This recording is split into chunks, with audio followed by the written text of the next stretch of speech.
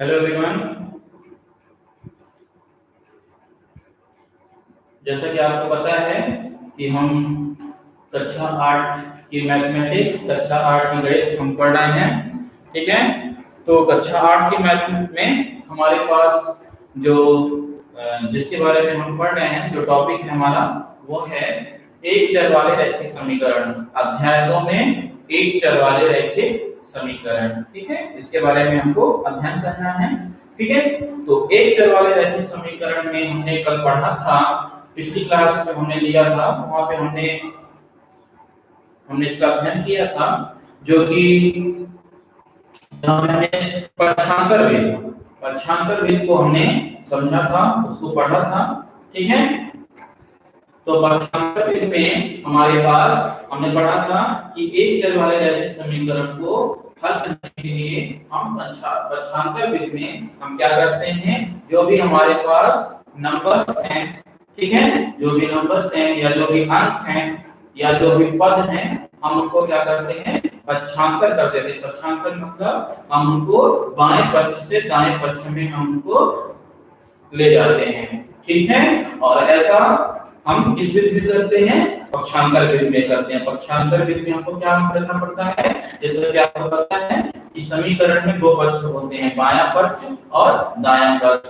तो जितने भी जो भी पद हमारे बाएं पक्ष में होते हैं, मतलब चर के साथ जो भी पद या जो भी अंक होते हैं, हम उनको बाएं पक्ष से दाएं पक्ष में या दाएं पक्ष से बाएं पक्ष में ले जाते हैं, जिसको पक्षांतर विधि कहते हैं। लेकिन जब हम पदों का पक्षांतर करते हैं, ठीक है, जब हम पदों को एक पक्ष से दूसरे पक्ष में ले जाते हैं, वहां पे हमको कुछ नियमों का पालन करना पड़ता है। ठीक है, कुछ नियमों का पालन करना पड़ता है। तो वो कौन कौन से नियम हैं जिनका हमको पालन करना पड़ता है? पिछली क्लास में हमने दो नियमों पर चर्चा किया था। इसी से संबंधित हमने दो नियमों पर चर्चा किया था, जहां पे हमने पढ़ा था कि पक्षांतर विधि के दौरान हम क्या करते हैं, योग को किसमें हमको बदलना पड़ता है, घटाने में। ठीक है, इसका मतलब अगर कोई अंक या कोई पद बाएं पक्ष में, ये बाएं पक्ष और ये दाएं पक्ष, बाएं पक्ष में अगर वो क्या हो रहा है, योग में है, किसी पद के साथ मतलब चर के साथ उसका जोड़ हो रहा है, योग हो रहा है। ठीक है, तो जब हम उसका पक्षांतर करेंगे मतलब बाएं पक्ष से दाएं पक्ष में ले जाएंगे, तो उसमें हमको घटाना करना पड़ेगा, मतलब योग से वो घटाने की क्रिया में आ जाएगा। ठीक है, अगर कोई योग भी है, ठीक है, बाएं पक्ष के साथ उसका योग हो रहा है, बाएं पक्ष से दाएं पक्ष में ले जाएंगे, मतलब पक्षांतर कर देंगे, तो वहां पे घटाना हमको करना पड़ेगा। ठीक है, सीधा सा मतलब है, अगर धन में है तो ऋण हो जाएगा। ठीक है, दूसरा हमने पढ़ा था, दूसरा जो हमने नियम हमने पढ़ा था, वो था घटाना को हम किसमें बदलते हैं, पक्षांतर करने के बाद योग में बदलते हैं। ठीक है, अगर उसी तरीके से अगर कोई पद या कोई अंक बाएं पक्ष में घटाना हो रहा है, घटाने की क्रिया में है, मतलब बाएं पक्ष में जो भी नंबर है, जो भी मान हमारे पास है, उसके साथ उसमें हम उसको घटा रहे हैं, तो जब हम उसको दाएं पक्ष में लाएंगे, तो दाएं पक्ष में हमें उसका योग करना पड़ेगा। ठीक है, क्या करना पड़ेगा, योग करना पड़ेगा। जब हम उसको बाएं पक्ष से दाएं पक्ष में ले आएंगे, तो हमें उसका योग करना पड़ेगा। इसमें योग करेंगे, दाएं पक्ष में जो अंक होगा उसके साथ, दाएं पक्ष में जो अंक होगा उसके साथ हम उसका योग करेंगे, जिस पद को हम पक्षांतर करेंगे। ठीक है, तो ये दो नियम हमने पढ़ा था कल। ठीक है, योग से हमको घटाना कर देना, घटाना से हमको योग कर देना है। ठीक है, तो इस तरीके से हमने दो नियम पढ़े थे और इसको हमने उदाहरण की सहायता से भी समझा था। आज हम लोग थर्ड नंबर और फोर्थ नंबर, मतलब तीसरा और चौथा जो नियम है, जो कि गुणा और भाग से संबंधित है। ठीक है, गुणा और भाग से संबंधित है, उसको हम देखेंगे। फिर हम लोग इसके बाद हम अपने एक्सरसाइज मतलब प्रश्नावली अभ्यास 2.1 पर हम लोग आएंगे और उस पे सवालों को हल करने का प्रयत्न करेंगे। ठीक है, तो तीसरा जो नियम है वो क्या है, गुणा, अगर गुणे की क्रिया है बाएं पक्ष में, अगर कोई पद गुणे की संक्रिया में है उसका बाएं पक्ष के साथ गुणा किया जा रहा है, तो दाएं पक्ष में आने पर हमें उसका दाएं पक्ष में आने पर हमें क्या करना पड़ेगा, दाएं पक्ष के अंक से दाएं पक्ष में जो हमारे पास वैल्यू है, जो मान है, उसमें उसके ठीक है उसको वो क्या करेगा, उसको वो विभाजित करेगा, मतलब भाग की क्रिया होगी।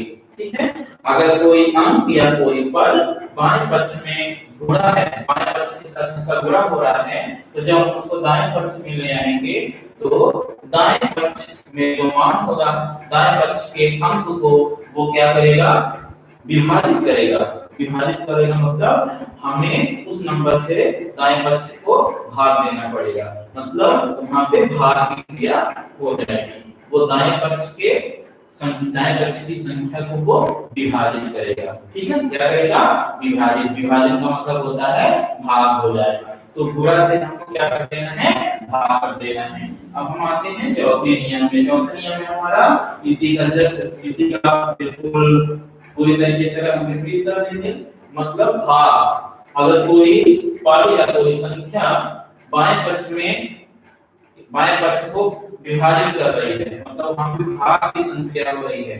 ठीक है, विभाजन हो रहा है, बाएं पक्ष को विभाजित कर रही है। तो अगर दाएं पक्ष को विभाजित कर रही है तो दाएं पक्ष, अगर हम जब उसको दाएं पक्ष में लाएंगे, ठीक है, दाएं पक्ष में ले आएंगे तो वो क्या होगा, दाएं पक्ष वाले अंक से, दाएं पक्ष वाली संख्या से हमें उसका गुणा करना पड़ेगा। दाएं पक्ष वाली संख्या के साथ उसका गुणा हो जाएगा, जिस भी पद को हम बाएं पक्ष से दाएं पक्ष की ओर पक्षांतर करेंगे। ठीक है, तो इस तरीके से हम देख रहे हैं कि यहाँ पे हम सभी जो हमारे गणितीय जो संक्रियाएं हैं, हम उनका बिल्कुल उनकी जो विपरीत संक्रियाएं हैं हमको हम उस रूप में उनको परिवर्तित कर देते हैं, विपरीत संक्रियाओं में परिवर्तित कर रहे हैं। जैसा कि आप देख सकते हैं, योग से हम घटाना कर देते हैं, घटाना से हम योग कर देते हैं। इसी तरीके से गुणा है तो भाग करना पड़ता है और भाग है तो गुणा करना पड़ता है। जब हम पदों को बाएं पक्ष से दाएं पक्ष, उसी तरीके से दाएं पक्ष में दाएं पक्ष से बाएं पक्ष में ले जाएंगे तो वही क्रिया हमको दोहरानी होगी, वही क्रिया हमको करनी पड़ेगी। ठीक है, तो ये हमने नियमों को पढ़ा। अब हम एक गुणा और एक भाग का उदाहरण देख लेते हैं, इसके बाद हम एक्सरसाइज में आएंगे। ठीक है, तो एक गुणा का और एक भाग का उदाहरण हम समझ लेते हैं। इसके बाद आते हैं प्रश्नावली 2.1 में अभ्यास 2.1 में। तो पहले हम एक गुणा का उदाहरण लेते हैं। यहाँ पे देखिए 3x बराबर 18। देखो हमारे पास एक रैखिक समीकरण है, एक चर वाला रैखिक समीकरण है ना, ये एक रैखिक समीकरण है। क्यों रैखिक समीकरण है? क्योंकि यहाँ पे जो हमारा जो चर है, जो चर राशि है, चर राशि कौन सी है, x। चर राशि कौन सी है, x। तो x की अधिकतम घात क्या है, 1 है। ठीक है, तो ऐसे समीकरण में जिसमें जो चर राशि होती है उसकी अधिकतम संख्या, उसकी अधिकतम घातांक, उसका अधिकतम घातांक घात क्या होती है, 1 होती है। तो ऐसे समीकरण को हम बोलते हैं रैखिक समीकरण। और उसमें अगर एक ही चर का प्रयोग हो रहा है, अगर एक ही चर राशि का प्रयोग हो रहा है, जैसे यहाँ पे केवल चर कौन सा है, x, एक ही चर है x, कोई दूसरा चर हमको नहीं दिख रहा है, तो बाएं पक्ष में इसके अलावा ना ही दाएं पक्ष में उसके अलावा है।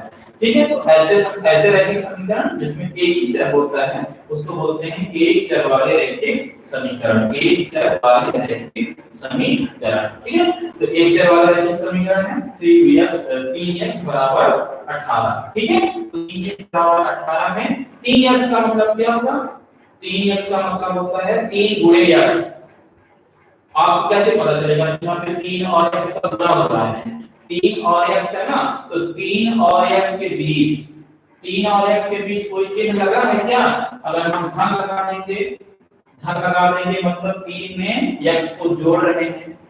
अगर हम माइनस लगा देते हैं इसका मतलब 3 में हम x को घटा रहे हैं। लेकिन अगर भाग लगा देते हैं, भाग का चिन्ह कर देते हैं, इस तरीके से कर देते हैं, इसका मतलब 3 को x से विभाजित कर रहे हैं। लेकिन बीच में अगर कोई चिन्ह नहीं लगा, गुणे का चिन्ह लगा है, गुणे का चिन्ह लगा है तो तब तो हम समझ जाएंगे ये 3 गुणे x है, मतलब 3 में x का गुणा कर रहे हैं। लेकिन कभी कभी ऐसा भी होता है गुणे जब गुणा हो रहा है तो हमको वहां पे चिन्ह हम नहीं लगाते हैं। जैसे 3 लिखा है तो 3 के बाद हमने x कर दिया, तो 3 के बाद जब x कर दिया यहाँ पे कोई चिन्ह नहीं है, ना तो योग का है, ना तो घटाना है, ना तो भाग है।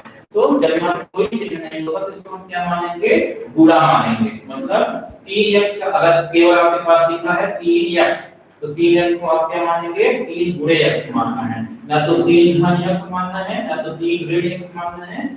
हमको क्या मानना है, 3 गुणे x मानना है। इसी तरीके से मान लो लिखा है 5y, 5y तो 5y का मतलब क्या है, 5 और y का गुणा हो रहा है, मतलब इसका मतलब है 5 गुणे y, क्योंकि 5 और y के बीच कोई भी अंक, कोई भी चिन्ह नहीं लगा है। तो 5y का मतलब होगा 5 गुणे y, 6y है तो 6 गुणे y। ठीक है, 10z लिखा है, 10z अगर लिखा है तो देखो 10 और z के बीच कुछ नहीं लगा है तो यहाँ हम मानेंगे 10z का मतलब होगा 10 गुणे z। ठीक है, मतलब गुणे की संक्रिया हो रही है, गुणे की संक्रिया हो रही है यहाँ पे। ठीक है, तो अब हम आते हैं हमारे उदाहरण में। तो 3x बराबर 18, तो 3x का मतलब आपको समझ में आ गया। 3x का मतलब है 3 गुणे x, मतलब आपको समझ में आ गया होगा। यहाँ पे हम क्या करेंगे, आपको पता है रैखिक समीकरण का हल निकालने का मतलब होता है उसमें जो चर राशि है, वहां पे जो चर राशि है उसका मान निकालना। रैखिक समीकरण का जब हम हल करते हैं तो हम क्या करने की कोशिश करते हैं, हमारा जो उद्देश्य होता है वो होता है समीकरण का हल निकालना, मतलब उसमें जो चर राशि है, वहां पे जो चर राशि है उसका मान निकालना। चर राशि मतलब x y z a b c d, इस तरीके से जो हमारे पास राशि होती है। ठीक है ना, तो 3x का मतलब होगा 3 गुणे x, तो यहाँ पे जो चर राशि होगी हमें उसका मान निकालना पड़ता है। ठीक है ना, तो मान निकालने के लिए क्या करते हैं, जो भी चर होता है बाएं पक्ष में या दाएं पक्ष में, जिस भी पक्ष में हमारे पास चर राशि होती है, हम क्या करते हैं बाएं पक्ष से या दाएं पक्ष से चर के अलावा जो भी पद होते हैं या जो भी अंक होते हैं, जो भी मान होते हैं, हम उनको पक्षांतर कर देते हैं। क्या कर देते हैं, पक्षांतर कर देते हैं। जिसको पक्षांतर कर देते हैं, चर के अलावा, चर राशि के अलावा जो भी हमारे पास अंक होते हैं या पद होते हैं, हम उनको पक्षांतर कर देते हैं। पक्षांतर कर देते हैं मतलब एक पक्ष से दूसरे पक्ष में ले जाते हैं।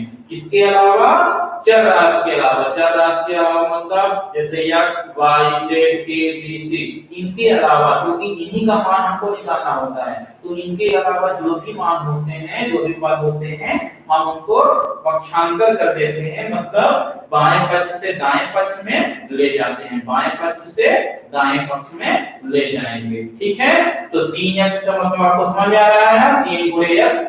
तो बताओ यहाँ पे x के अलावा क्या है, x किस पक्ष में है, बाएं पक्ष में है ना, तो x के अलावा यहाँ पे कौन सा नंबर आपको दिख रहा है, क्या कुछ दिख रहा है x के अलावा?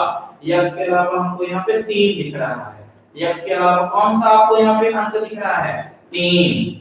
तो हमने यही बोला है यहाँ पक्षांतर विधि में चर के अलावा जो भी हमारे पास पद होगा, जो भी अंक होगा, हम उसको पक्षांतर कर देंगे, उसका पक्षांतर कर देंगे, मतलब बाएं पक्ष से दाएं पक्ष में ले जाएंगे। तो इसका मतलब हमको 3 को हमको बाएं पक्ष से दाएं पक्ष में ले जाना है।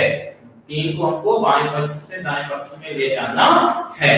तो यहाँ पे हम लिखेंगे, कैसे हम इसको हल करेंगे, हम लिखेंगे पक्षांतर करने के बाद, पक्षांतर करने पर,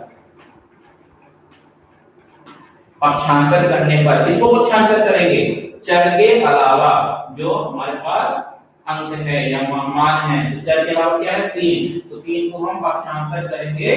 तो जब पक्षांतर करना का मतलब समझ में आ गया ना, बाएं पक्ष से दाएं पक्ष में, तो जब 3 बाएं पक्ष से दाएं पक्ष में आ जाएगा मतलब 18 के साथ आ जाएगा। तो जब 18 के साथ आ जाएगा तो यहाँ पे क्या बचेगा, केवल x ही बचेगा ना, केवल। तो यहाँ पे हम लिखेंगे x बराबर, अब यहाँ तो केवल x बचा क्योंकि 3 इधर आने वाला है।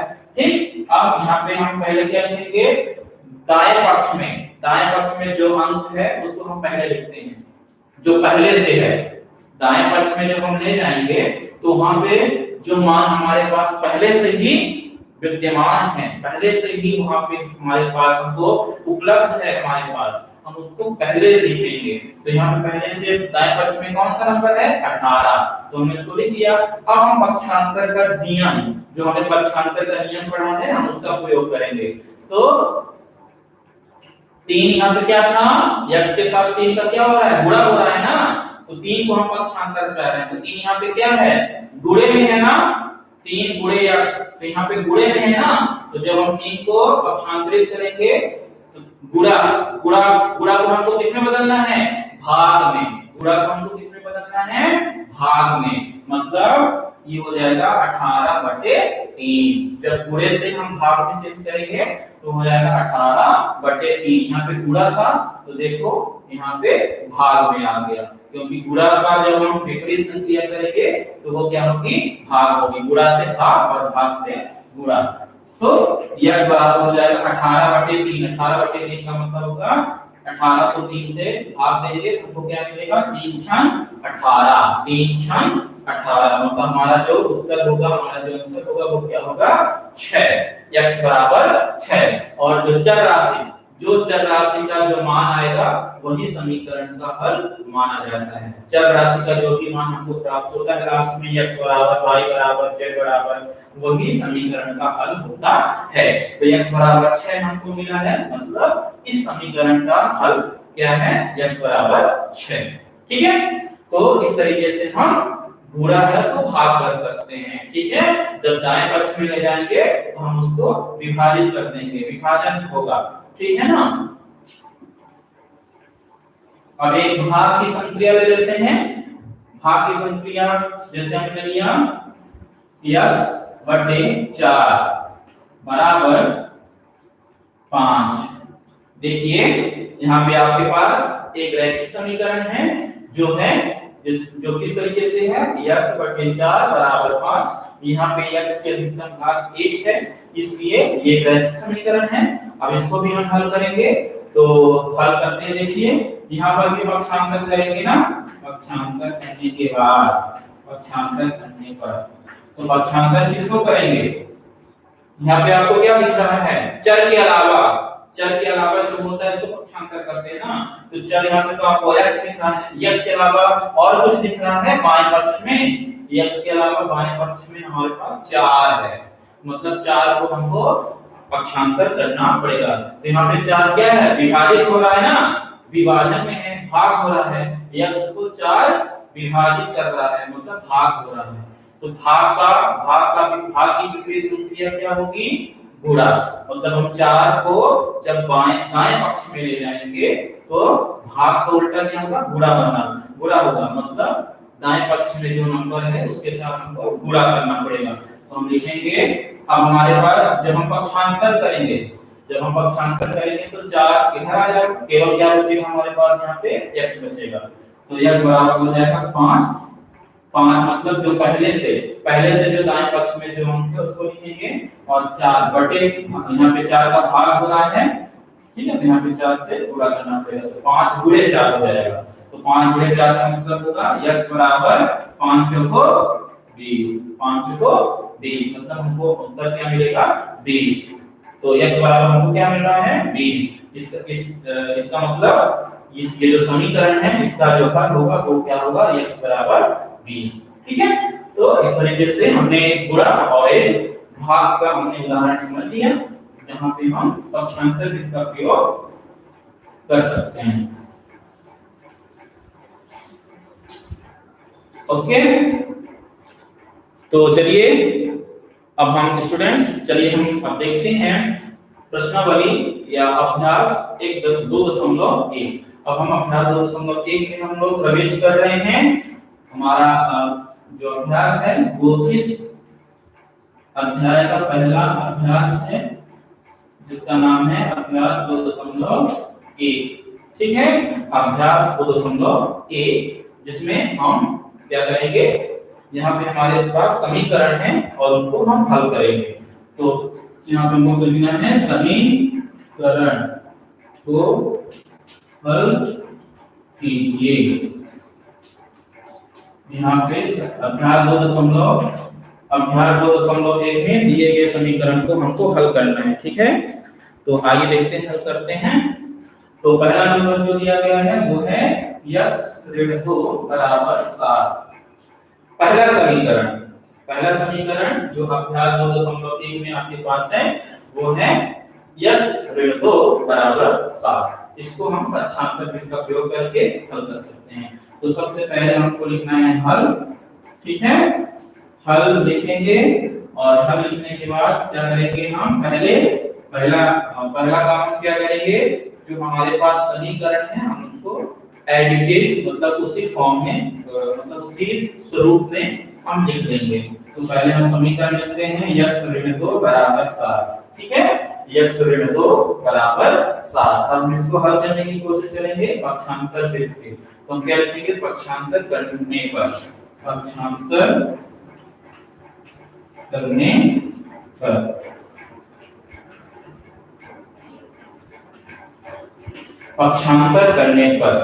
करने पर क्या, अब देखो क्या पक्षांतर करना पड़ेगा, x के अलावा मतलब चर राशि के अलावा जो भी हमारे पास पद है, मान है, तो चर के अलावा मतलब x के अलावा, यहाँ पे चर कौन सा है, x, तो x के अलावा आपको क्या दिख रहा है, x के अलावा बाएं पक्ष में आपको क्या दिख रहा है, ऋण 2, x ऋण 2, x के अलावा बाएं पक्ष में क्या है, ऋण 2, मतलब हमको ऋण 2 को, इसको ऋण 2 को पक्षांतर करना पड़ेगा। तो ऋण 2 मतलब यहाँ पे 2 का क्या हो रहा है, 2 यहाँ पे क्या है, घटाना हो रहा है ना, x में 2 को घटा रहे हैं, ऋण का चिन्ह लगा है ना, ऋण का चिन्ह लगा मतलब घटा रहे हैं। तो घटाने का जब हम इसको दाएं पक्ष में ले जाएंगे, पक्षांतरित करेंगे, तो घटाने को किसमें बदलना है, घटाने को हमको किसमें बदलना है, घटाने को उल्टा क्या होता है, योग, जोड़ेंगे, मतलब घटाना किसमें चेंज हो जाएगा, योग में, जोड़ मतलब तो जोड़ करना पड़ेगा। तो हम लिखेंगे x ऋण 2 क्या है, अब इसको हम दाएं पक्ष में लाएंगे तो हमारे पास केवल क्या बचेगा, यहाँ पे x बचेगा। तो x बराबर लिखेंगे, दाएं पक्ष में पहले से क्या है 7, तो 7 लिखेंगे। अब इस ऋण 2 को दाएं पक्ष में ले जाएंगे, तो यहाँ पे घटाना हो रहा है, तो दाएं पक्ष में क्या करना पड़ेगा, योग मतलब जोड़ करना पड़ेगा। 7 धन 2, ऋण 2 है ना, ऋण 2 है तो क्या हो गया, धन 2, ऋण 2 बाएं पक्ष में है तो दाएं पक्ष में आएगा तो धन हो जाएगा, ऋण का धन हो जाएगा, धन का ऋण हो जाएगा। तो 7 धन 2 हो गया, इसका मतलब x बराबर क्या मिलेगा, 7 धन 2, 7 में 2 जोड़ेंगे तो क्या मिलेगा, 9। यही हमारा क्या है, सॉल्यूशन है, मतलब यही हमारा हल होगा। ठीक है ना, इसका मतलब x बराबर हमको क्या मिल रहा है, 9, जो कि दिए गए समीकरण का अभीष्ट हल होगा। ठीक है, दिए गए समीकरण का अभीष्ट हल होना चाहिए, x बराबर 9। ठीक है, समझ में आ गया। पहले पक्षांतर करेंगे, पहले चर संख्या पता करेंगे, चर संख्या के अलावा बाएं पक्ष में क्या है ये पता करेंगे, फिर उस संख्या या उस पद को हम पक्षांतरित कर देंगे, धन है तो ऋण कर देंगे, ऋण है तो धन कर देंगे, गुणा है तो भाग कर देंगे, भाग है तो गुणा कर देंगे, और ये पूरा काम हमको दाएं पक्ष में जो हमारे पास मान होगा उसके साथ करना है।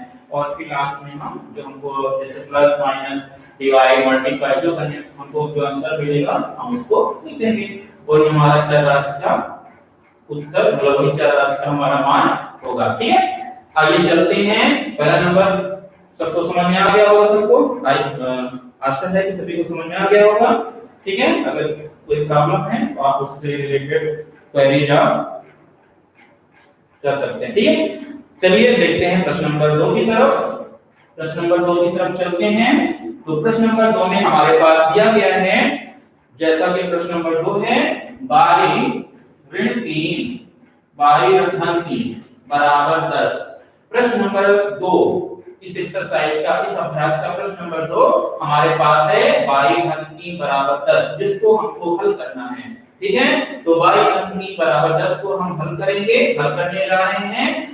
किस समीकरण का हल, किस विधि का प्रयोग करना है, पक्षांतर विधि का प्रयोग करना है। तो हम लिखेंगे हल, सबसे पहले हम यहाँ पर लिखेंगे समीकरण अपना y धन 3 बराबर 10, ये है हमारा समीकरण, रैखिक समीकरण। क्योंकि यहाँ पे जो चर है y उसकी अधिकतम घात क्या है 1 है, इसलिए हमारा ये रैखिक समीकरण होना चाहिए। ठीक है, अब यहाँ पे हम लिखेंगे पक्षांतर करने पर, पक्षांतर करने पर, पक्षांतर करने पर हम क्या करेंगे, चर के अलावा जो पद होगा उसको पक्षांतरित करेंगे। तो यहाँ पे चर क्या है y, तो y के अलावा आपको क्या दिख रहा है 3। अब हमेशा आपको x नहीं मिलेगा कि x के अलावा x के अलावा x के अलावा y के अलावा z के अलावा a के अलावा इनके, है ना, जो चर राशि होगी उसके अलावा। तो y है चर, तो y के अलावा क्या है 3 यहाँ पे क्या है धन, 3 का क्या हो रहा है यहाँ पे योग हो रहा है। ठीक है ना, तो जब योग हो रहा है तो योग की विपरीत संक्रिया क्या होगी घटाना, योग का उल्टा घटाना, मतलब हम इसको दाएं पक्ष में ले जाएंगे तो हमको घटाना करना पड़ेगा। ठीक है, किसके साथ घटाना करना पड़ेगा, किसके साथ घटाओगे दाएं पक्ष में, दाएं पक्ष में जो नंबर है उससे घटाएंगे। ठीक है ना, तो हम लिखेंगे पक्षांतर करने पर केवल y बचेगा, y बराबर 10, योग है तो घटाना करना पड़ेगा ना, तो 10 ऋण 3 हो जाएगा, धन 3 है तो ऋण 3 हो गया, धन 3 है तो क्या हो गया ऋण 3, मतलब 10 में 3 को हमको घटाना है, तब y बराबर मिलेगा 10 ऋण 3 बराबर 7, जो कि हमारा आंसर होगा। ठीक है, y बराबर 7 चर का, जो चर राशि हमारे पास थी हम उसका मान निकाल चुके हैं, जो कि हमको मिल रहा है 7। अतः इस समीकरण का अभीष्ट हल क्या होगा y बराबर 7। ठीक है, तो इस तरीके से आज हमने अभ्यास 2.1 की शुरुआत की। अभ्यास 2.1 में हमने प्रवेश किया और अभ्यास 2.1 में हमने प्रश्न नंबर 1 और प्रश्न नंबर 2 को हमने हल किया। आगे भी जो समीकरण हैं उनको भी आपको इसी तरीके से हल करना है, आप उनको हल कर सकते हैं। कहीं पर कोई समस्या है, कहीं पे कुछ प्रॉब्लम आती है तो आप उसको पूछिए। ठीक है, आज के लिए इतना ही, धन्यवाद।